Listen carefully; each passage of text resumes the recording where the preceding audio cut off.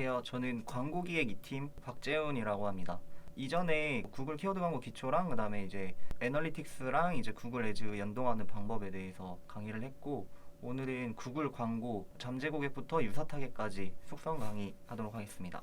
네, 우선 저희가 잠재 고객이라는 걸 먼저 알아야겠죠. 잠재 고객이란 이제 광고 그룹에 잠재 고객 타겟팅을 추가하면 고객의 특징, 그다음에 관심 분야, 습관 이런 것들을 좀 적극적으로 검색하고 있는 것이고요. 비즈니스와의 상호작용 방식 이력에 따라서 선별적으로 광고를 게재할 수 있습니다. 잠재 고객 타겟팅은 웹사이트를 둘러보거나 이제 앱을 사용하거나 동영상을 보는 이런 사용자에게 광고를 게재하여 캠페인 실적을 향상시킵니다. 우선 제가 좀 보여드리려고 이렇게 준비를 했고요. 처음에 잠재 고객을 구글 애즈에 설정하는 방법은 구글 애즈를 로그인하시고 잠재 고객 관리자로 들어가시면 되거든요. 잠재 고객 관리자로 들어가서 이제 보시면은 데이터 세그먼트라고 있어요. 이거는 가장 기본적으로 구글 애널리틱스랑 연동을 하게 되면 자동으로 데이터 세그먼트가 이제 노출이 되거든요. 그것도 있고, 여기 보시면은 뭐 웹사이트 방문자, 뭐 이런 것들은 페이지 방문자, 그 다음에 뭐 우리가 특정한 페이지의 고유 페이지마다 이제 타겟팅을 하고 싶다라고 하면은 페이지 방문자로 사용을 하면 되고, 해당 페이지와 다른 페이지를 모두 방문한 방문자, 이거는 이제 페이지가 두 개일 경우에 이제 사용을 하면 되는 겁니다. 그 다음에 이런 것들은 다 뭐 다른 페이지를 방문하지 않고 해당 페이지를 방문한 방문자, 이런 식으로 좀 세부적으로 페이지 타겟팅이 좀 가능하고요. 그 다음에 이제 뭐 앱 사용자 같은 경우에는 지금 여기 연동은 안 되어 있는데 앱을 사용한다 라고 하면은 앱 연동을 통해서 앱 타겟팅도 직접 가능합니다. 그리고 뭐 유튜브 사용자, 지금 보시면은 채널을 연결하라고 나오는데 유튜브 사용자 같은 경우에는 원래 연동을 하게 되면은 이런 식으로 데이터가 나오게 되거든요. 그리고 밑에 보시면은 유튜브 채널 명과 함께 이제 사용할 수 있는 동영상이나 뭐 채널 같은 경우에 연동을 해가지고 타겟팅 할 수 있는 방법, 세부적인 뭐 유사 타겟이라든지 이런 것들이 좀 생기게 됩니다. 네, 그리고 이제 뭐 고객 목록 같은 경우에는 우리가 특정한 DB가 있을 경우에 좀 사용하면 좋은데, 좀 타겟 방식 자체가 이제 너무 한정적이고 이제 우리가 가지고 있는 DB로만 타겟팅하는 방법이기 때문에 어떻게 보면 좀 효율적일 수도 있고, 뭐 더 많은 사람들한테 광고를 하고 싶다라고 하면은 이거는 그렇게 효율적이지 않다라고 보시면 될 것 같아요.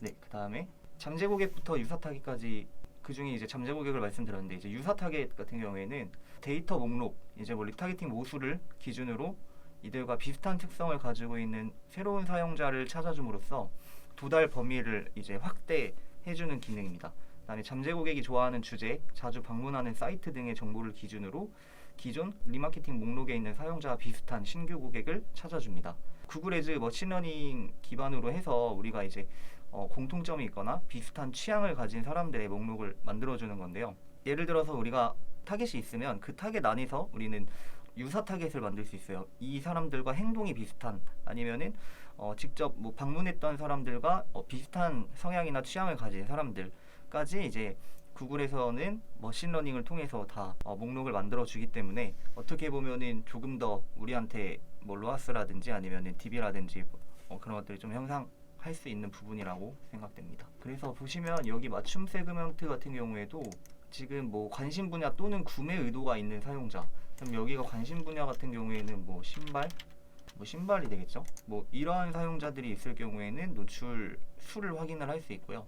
뭐 성별 같은 경우도 직접 구글에서 이제 통계를 내는 거기 때문에 여기서 신발 말고도 원피스 뭐 이런 식으로 사용을 할 수 있습니다. 그 다음에 이제 뭐 구글에서 다음 검색어를 하나라도 검색한 사용자, 이건 어떻게 보면 검색어 타겟팅이 될 수 있겠죠. 그래서 키워드 검색어 타겟팅이 되는 경우에는 뭐 신발이나 원피스를 검색한 사람이라고 하면은 관심 분야라고 머신러닝에서 확인을 해서 그분들한테 이제 광고를 보여주는 형태입니다. 그 다음에 이제 특정 웹사이트를 둘러보는 사용자, 우리가 만약에 여기서 AMPM의 웹사이트를 넣어보면 여기 안에서도 이제 이거를 제외할 경우에 이런 식으로 노출량을 확인을 할 수 있겠죠. 그래서 이제 뭐 웹사이트를 둘러보는 사용자 같은 경우에는 이 홈페이지에 들어왔던 사람들, 어떻게 보면은 뭐 리타겟팅이 될 수도 있지만 그렇게 리타겟팅보다는 이제 홈페이지를 둘러보는 사용자한테 광고를 타겟팅을 할 수 있는 방법입니다. 그다음에 이거 같은 경우에는 뭐 유사 앱 말 그대로 이제 그 앱이 아니라 유사한 앱을 사용하시는 분들, 만약에 뭐 요즘에 배달을 많이 하니까 뭐 배달, 뭐 요기요나 뭐 배달민족 같은 경우에도 이제 타겟팅 방법으로 사용을 할 수 있겠죠. 그러면은 이제 비슷한 배달 어플을 사용하고 있는 유사한 사용자들에게 이제 광고를 노출시킬 수 있습니다. 근데 이거 보시면은 다 한 세그먼트 안에 만들어 주시지 마시고 각 따로따로 설정을 해주시는 게 좋아요. 왜냐하면은 일단 모수 자체가 좀 너무 광대해 버리면은 이제 특정 타겟 자체가 이제 특정 타겟만 이제 광고를 하고 싶다라고 했을 경우에는 너무 지금 모수가 많이 이렇게 쌓여 있기 때문에 네, 따로따로 하나씩 설정해서 해주시는 게 좋습니다. 그다음에 이제 뭐 합성 세그먼트 같은 경우에는 여기에서 저희가 뭐 여행이라고 하면은 여기서 뭐 교육, 그러면은 이제 교육 안에 있는 세그먼트들이 있겠죠. 근데 뭐 조기 교육, 교육 말고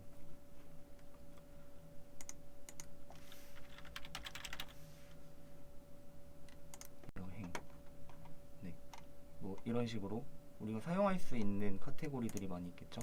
네, 여행 애호가도 될 수도 있고. 근데 이제 뭐 세그먼트 제한 범위 같은 경우에는 우리가 여행을 봤는데, 여행을 검색했는데 뭐 결혼이 나왔다, 뭐 결혼 예정이다, 뭐 이런 거 같은 경우에는 그냥 다 같이 제한을 시켜주는 게 저희가 타겟팅하는 방식의 사람들한테만 타겟팅을 할 수 있기 때문에 좀 제외를 시켜주시는 것도 좋습니다.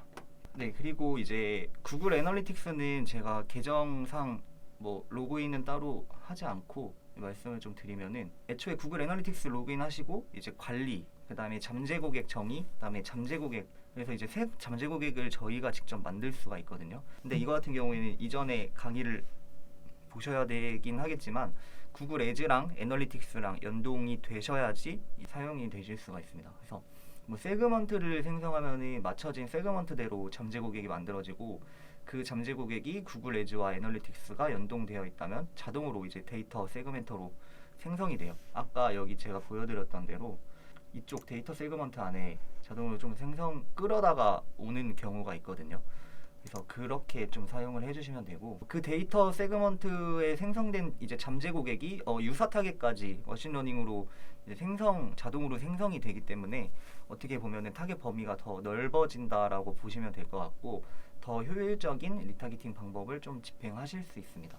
이렇게 직접 보시는 바와 같이 잠재 고객을 내가 원하는 연령대나 성별, 그 다음에 뭐 언어라든지 카테고리, 뭐 이런 것들로 직접 만들 수 있고, 구글 애널리틱스에서 이제 뭐 행동했던 행동 패턴에 대해서 어떤 페이지로 들어왔거나 아니면은 뭐 스크립트 상 안에 스크립트가 이제 들어가 있다고 하면 구글 애널리틱스 상에서 이제 움직였던 사람들까지 이제 맞춤 잠재 고객으로 만들 수 있습니다. 그렇게 이제 구글 광고 잠재 고객부터 유사 타겟까지 좀 빠르게 강의를 마쳤고요. 다음에는 이제 GDN, 구글 배너 광고, 네트워크 배너 광고 강의를 준비하도록 하겠습니다. 그럼 오늘 여기서 마치겠습니다. 감사합니다.